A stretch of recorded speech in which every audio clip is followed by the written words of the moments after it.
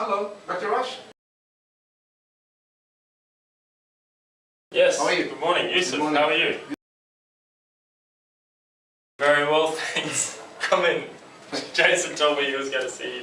How are you today? Good, Dr. Rush. Thank you. Good. Now, I don't know if you know this, but your coach Jason and I go way back. I've known him for years. I didn't know you and Jason knew each other. You're probably too young to know this, but I actually used to play professionally for the Bulldogs with Jason in the mid-80s. Over time, the game takes a toll on the body, you know. So I hit the books and been practicing sports science for about 7 years. Jason and I have remained friends and now work quite closely within the club. But anyway, I digress. Jason asked you to come visit me today, so Yusuf, what's going on? Not good, honestly. I'm stressing out. I injured my right shoulder during a tackle 2 months ago. Since then, my match performance dropped. If I don't play as I was before my injury, there is a strong chance I will not be able to renew my contract, and my future playing professional rugby will be over. So where is your performance lacking exactly? Jason says I have been missing between 30 to 45% of tackles in each game. Before my injury, my career was looking extremely promising. Okay, so you want to increase your current tackling percentage per game, but what has the club's physio said about the shoulder? The physio said it's 100% good, but it's not. So yes, please help me.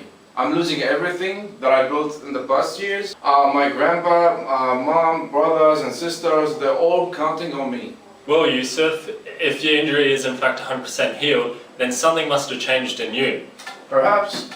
I bet it was quite a shock. Yeah, I guess. I realize I'm not bulletproof, and I have a lot on the line with being able to play. You know, this ain't just a game, this is a job. And if I cannot walk, I do not eat. My family is counting on me.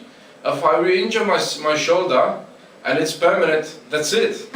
My life is over. That's not your life over, Yusuf. You've rattled your state self-confidence is all, but I believe you have high levels of trait self-confidence, judging by your past achievements.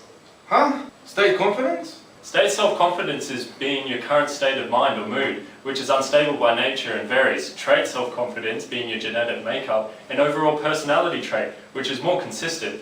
Have you heard of anyone mention self-efficacy to you before, Yusuf? Yes, I have heard Jason and some of other coaches say that before, but I'm not sure. Self-efficacy in layman terms is confidence. They are often used interchangeably, but the constructs are different. Oh, what do you mean? Confidence being defined as the strength of belief and assurance, but this does not specify what this belief and assurance is about. Whereas self-efficacy refers to the belief of one's capability that one can perform. Self-efficacy is a theorized system and an affirmation of capability and the strength of that belief. But more to the point, I can see playing for the Bulldogs is extremely important to you, Yusuf. Would I be incorrect in saying that possibly you are concerned of jeopardising your rugby contract due to inadvertently permanently injuring yourself? You could say that, I suppose. Right. Therefore, perhaps due to this phobia of being injured, unconsciously you've been holding back because you lost the confidence to successfully tackle an opponent to the ground safely and effectively. Yeah. This is a common issue, Yusuf. Confidence is a common topic within sporting literature, as most athletes will experience wavering levels of self-confidence. There is plenty of evidence to suggest that a strong link between high levels of confidence and successful sporting performance, and you have a great advantage of having a support network behind you, working with your physio, Jason and myself as a multidisciplinary collaborative team will be the most effective approach for you to get back to your old self and making them tackles. Sounds good? Yay! The whole thing getting me down. And the fear of reforming badly, potentially losing my contract, has been seriously affecting my mental state. I see. Well, as serious as your possible depression and potential disabling anxiety sounds, I believe the root to all these issues is due to largely to your recent poor performance upon the pitch, specifically being able to successfully make tackles. It is of my opinion that the cause of this lack of self-confidence, which is triggered by the fear of you receiving permanent injury and losing your contract as a professional rugby player. Sounds right. Therefore, it is reasonable to assume that by implementing appropriate interventions based on self-efficacy theory as a general guide to regain your self-confidence, in making a successful tackle, you will consequently lift your performance on the field, which in turn will remedy all the other possible associated issues. Sound good? Yeah. Developing a routine plan is an effective method to regain self-efficacy. Pre-performance routines assist in controlling negative thinking, which disrupts concentration and inhibits distraction. A negative thinking being your ability to make a successful tackle, and a distraction being the fear of injury. Pre-performance routines are basically a sequence of events, of thoughts and actions an athlete will do before an event. They can be effective in encouraging the desired optimal mental state required of athletes by focusing on task-relevant information. Yes, I know one of the team members who wear the same underwear every game. Haha! This is superstition, which differs from routine in purpose and control. A routine should have a rational basis for it. Huh. But what would you do? To develop your own pre-performance routine, Yusuf, firstly you need to take some time to reflect how you're going to execute the skills required of you, which is a tackle, and how you need to be both mentally and physically in order to perform this skill for the next game. I want you to go meditate and think about your past best professional game performance ever. Think about all the things you did leading up to the event, what you ate for dinner, if you listen to music, what warm-ups you did before the game, all of it. Then work with Jason and your family to try and incorporate these things into a routine that can be implemented before the next game for every game. Will this actually work? The idea is to keep your mind busy away from negative thoughts and fears, and to keep your mind at ease and focus. It prevents athletes from overthinking mechanics of well-learned actions also, and undermining autonomy. How do I stop negative thoughts from popping in my head? Controlling negative thinking with verbal persuasion, feedback from others, and self-talk is another effective strategy to regain self-confidence. You have self-doubt in tackling, therefore self-talk is an important intervention for you to master, which will encourage instructional reinforcement, which assists in increasing confidence. It involves you being self-aware of what you're saying to yourself, Yusuf, and understanding the effect this has on your state, self-confidence, interpreting those negative thoughts, feelings, and perceptions. How can I change the way I perceive something? By retraining the way you think, Yusuf. When you think to yourself, am I going to injure myself? Catch yourself out and say, no, I'm going to land this tackle in a textbook fashion. I see what you mean.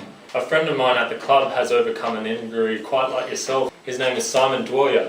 Vicarious experiences is a form of efficacy information attainment through either observing or comparing oneself to another. It involves using the information from others to make judgments about one's own performance. Perhaps Simon can help you with this. In our next session, I'll pass his number on to you. Thanks, that will be good. No worries. Confidence, you know, is a multi-dimensional involving 6 different types of sports confidence. Specifically, your sporting confidence is lacking in the skill execution, which is described as relating to an athlete's ability to execute sport-specific skills technically and correctly, and fulfilling the requirements of the sporting position. That brings me to my final takeaway point of performance accomplishments, which is suggested as the most powerful method to have the effect on sporting confidence. It would involve working with Jason, doing things such as reviewing past game performances and having a systematic tackling training program which increases in technical difficulty each step until you're making full body tackles. I can understand how watching past games could help. But what about the second point? A training program of systematic tackling hierarchy, for example, will begin at a basic step 1 with you simply observing tackling practice. Once you feel ready, step 2 would involve you doing imagery of hitting a tackle pad. Imagining hitting the tackle pad? You can't be serious, come on! The benefits of imagery within sport is not to be underestimated, Yusuf. There is plenty of evidence to support that imagery and observational learning has a significant positive effect on sporting confidence. That's our session over for now.